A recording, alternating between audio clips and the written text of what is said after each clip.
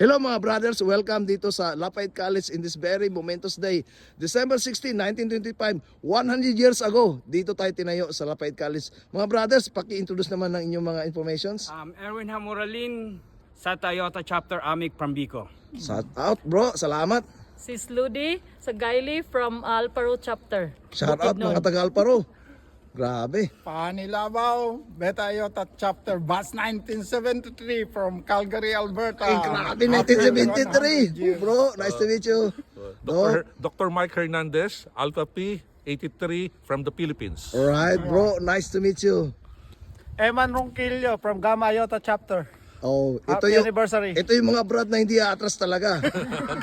Tol, Brian Cachero, Alpha Phi 2015. maraming salamat mga brads, maraming salamat sa pagbisita niyo dito.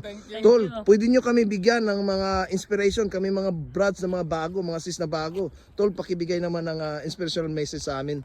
Happy 100 years sa mga brothers and sis worldwide. Yun na. Salamat tol.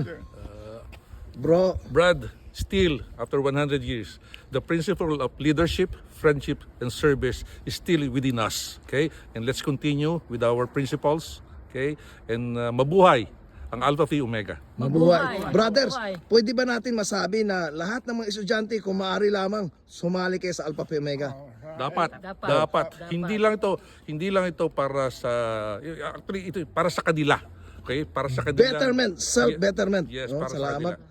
Alright. Bro, maraming salamat. Thank you very much sa inspirations at saka salamat na rin sa pagbisita nyo. Happy 100 years everyone. Salamat po. Years, Brian. Alright.